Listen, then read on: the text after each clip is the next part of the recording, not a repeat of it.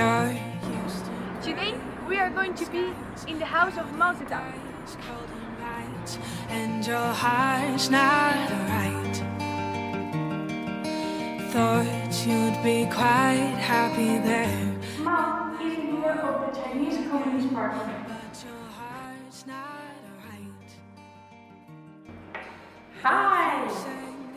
Come on, enter to my house.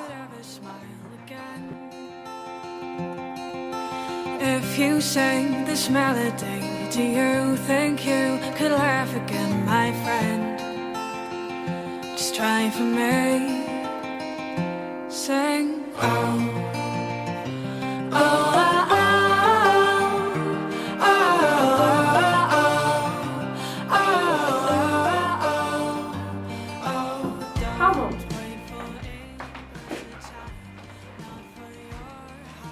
Ni hao, Mao. Ni hao. Tell us something about your childhood. Where did you born? I was born in Hunan, China, obviously, in 1893. I live in a family of 3 sons. For that reason, I left my studies to start working in my family's farm. So you didn't study anything, didn't you? Not at all. I decided to study in a teaching school, and I began to know the Occidental thought. What did you usually do in your free time? Oh, in my free time, I used to read a lot of books. By the way, I have written a book where my thoughts are shown. This is.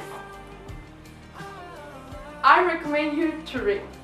Mr. Sudan, you are a communist leader. When did you start your revolutionary movements? Oh, those were good times. The 4th of May in 1919, in Peking broke out a student revolt against Japan, and I took part on it. 1 year later, I helped with the creation of the Communist Party. These were my beginnings in politics. Okay, and now we are going to ask you the serious questions. What did motivate you to create this famous cultural revolution? My motivation was leading a mass campaign between 1957 and 1960, which was called the Great Fall War. And this led to a division between Chinese communism and Soviet communism. But I have heard that the Great Fall War didn't work, and for this reason you started the revolution, right? During the Great Fall War, I did my best and I started the revolution in order to fight for my power. And when it took place? The revolution took place between 1966 and 1969. And could you tell me in which was based this revolution? The objective of the Cultural Revolution was to create a new society, or like I said, a new person. I organized the Red Army in order to fight against the 4 elders. And who were the 4 elders? Oh, they weren't old people. The 4 elders were the old Chinese thoughts, customs, cultures, and traditions. Through this, I tried to impose my new ideas, which were the right ones, obviously. Okay, Mao, I don't want to bother you. Oh, nobody can bother me. But do you really think that this revolution brought advantages? Oh, of course, the revolution brought a lot of advantages. You may see the Chinese people nowadays. We have the world in our hands. Mr. Zedong, I want to show you some pictures of the Cultural Revolution consequence. Come here, please.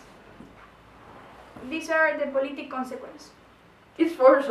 I didn't kill any politicians. And the social consequence? I only persecute people who didn't respect my laws. They were usually criminals. And the ideological consequence? I only wanted to renew the country and improve its education.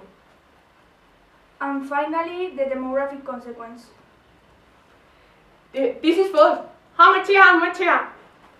欢迎新朋友，你好，新朋友，我是呢。